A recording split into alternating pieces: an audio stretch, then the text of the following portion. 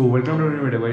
आज मैं आप लोगों को बताऊंगा कि आप कैसे अपनी राइडिंग जैकेट साफ़ कर सकते हैं, अच्छा तरीके से उसको वॉश कर सकते हैं। क्योंकि पर्सनली मेरी राइडिंग जैकेट है वो उसे वॉश किए मतलब करीब 1 मंथ हो चुका है और मैंने उसे प्रॉपर तरीके से वॉश नहीं किया है। बाकी राइड ट्रिप्स पे जाने में बहुत गंदी हो जाती है राइडिंग जैकेट। वॉश करना आपको टाइम टू टाइम इंपॉर्टेंट होता है कि कोई भी बैक्टीरिया से आप फ्री रहे और आपकी राइडिंग जैकेट की लाइफ भी अच्छी रहे। पर्सनली जो मेरे पास राइडिंग जैकेट है वो है DSG की इवोक प्रो, शायद से उसका मॉडल तो मुझे याद नहीं, बट मैं भी आपको दिखाता हूँ। DSG में क्या दिक्कत आती है कि DSG के पीछे एक हम्प है, उसमें उसी वजह से दिक्कत आती है कि जब उसको वॉश करते हैं तो उसमें पानी भर जाता है। आज आपको दिखाते हैं कैसे पूरा आप वॉश कर सकते हैं अपनी राइडिंग जैकेट को कि आपकी राइडिंग जैकेट भी ख़राब ना हो और अच्छे तरीके से वॉश भी हो जाए।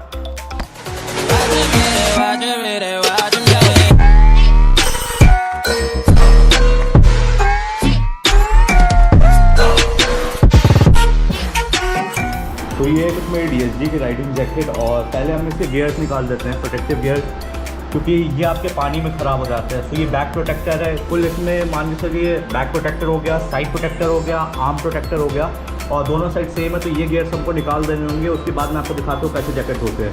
पहले राइडिंग गियर्स निकाल लूँ फिर आपसे मिलता हूँ। फाइनली हम लोग ने सारे राइडिंग गियर्स अपने निकाल लिए हैं, मतलब प्रोटेक्शन, राइडिंग प्रोटेक्शन। ये हमारा बैक का प्रोटेक्शन है, ये हमारा आर्म का प्रोटेक्शन हो गया और ये हमारा शोल्डर प्रोटेक्शन है।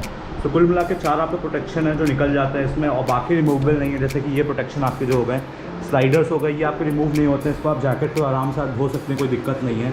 और बाकी आप चेक कर लीजिएगा कि और कोई आपके जैकेट में प्रोटेक्शन है कि नहीं। अब चलिए हम बताता हूँ मैं आपको कैसे आपका जैकेट धोना है। और बाकी काफ़ी लाइट वेट हो चुका है पहले से और इन सब प्रोटेक्शन लगाने के बाद बहुत हेवी हो जाती है जैकेट। चलिए मैं आपको दिखाता हूँ कैसे इनको वॉश करना है और चलिए मिलते हैं आपसे अपने बाथरूम में। जैकेट धोने से पहले आपको क्या करना है, एक टब ले लेना है जिसमें जैसे आपसे आपका जैकेट का साइज़ होगा उस हिसाब से अपना टब ले लीजिए। जैकेट में आप सबसे पहले टब में आप 2 ढक्कन, इसके बड़े ढक्कन डिटॉल के डालिए। डिटॉल बहुत ही इंपॉर्टेंट है, जिससे आपके सारे जर्म्स और पसीना का जो स्मेल है वो सब मर जाएगा इससे। और बाकी क्या करना है, आपको कोई भी लिक्विड डिटर्जेंट ले लेना है। मैंने मग में करीब इतना लिक्विड डिटर्जेंट लिया है क्योंकि इतना आपको लगेगा मिनिमम जैकेट को धोने में। इन सबको लेके पहले आपको एक पानी के साथ उनको मिला लीजिए और उसमें फिर आपको अपनी जैकेट को सोक करके 10 मिनट में छोड़ देना है। पहले मैं ये कर लेता हूँ क्योंकि कैमरा पकड़ना और ये करना एक साथ पॉसिबल नहीं हो पाएगा। मैं आपको जैकेट धो के मिलता हूँ। मैंने अपने राइडिंग जैकेट को टब में सोक कर दिया है और देख सकते हैं इस वाले पार्ट को आप ज़्यादा ना भिगोइए क्योंकि इसके अंदर आपके गियर्स होते हैं जो कि रिमूवेबल नहीं है। DSG वाले में खाली दिक्कत है, बाकी कोई जैकेट तो आप आराम से उसको भी भिगो सकते हैं पीछे पार्ट को। इसमें मैंने इसको ऊपर छोड़ा, बाकी राइडिंग जैकेट को हमने डाल दिया। इसमें आप 10 मिनट के लिए इसको छोड़ देना है। 10 मिनट बाद जितने भी इसमें केमिकल्स है और जितने भी कीटाणु बैक्टीरिया हैं वो सारे मर जाएंगे और जैकेट भी हमारी अच्छे तरीके से वेट हो जाएगी। उसके बाद 10 मिनट बाद हम इसको मिलते हैं, उसको अच्छे से फिर थोड़ा सा साफ़ करते हैं, हाथ ही से इसको साफ़ करना है। उसके बाद फिर पानी से इसको धो के फिर आपको मैं दिखाता हूँ कि इसको आप ड्राई कैसे कर सकते हैं जल्दी और इसको कैसे सही तरीका क्या है इसको सुखाने का। चलिए पहले 10 मिनट हो जाता है, उसके बाद आपसे मिलते हैं। फाइनली मैंने जैकेट तो धो दी थी, बट धोने वाला पार्ट था वो GoPro से मेरे डिलीट हो गया और मैंने उसको किया था बट ठीक से रिकॉर्ड नहीं पाया। अभी मैं आ चुका हूँ अपने वॉशिंग मशीन के पास और ये कुछ जैकेट है। जैकेट को मैं बकेट में ले आया तो जैकेट काफ़ी अच्छी क्लीन हो चुकी है। अब हमें क्या करना है, अपने वॉशिंग मशीन में आप जैकेट को आपको वॉश नहीं करना है, आपको इसका सिस्टम आपको स्पिन पे लगा देना है। मतलब 8 मिनट में आपको 3 बार स्पिन करना है, यानी कुल मिला के आपके मतलब कि आपको 3 बार इसमें स्पिन करना है, जिससे कि आपका जितना पानी है वो निकल जाए और राइडिंग जैकेट हमारी सूख जाए। उसके बाद हम इसको धूप में डालेंगे, मतलब धूप में प्रॉपर धूप में नहीं डालना है इसको, आपको मतलब छाए एरिया में डालना है कि आपको धूप इस पर पड़ती रहनी चाहिए।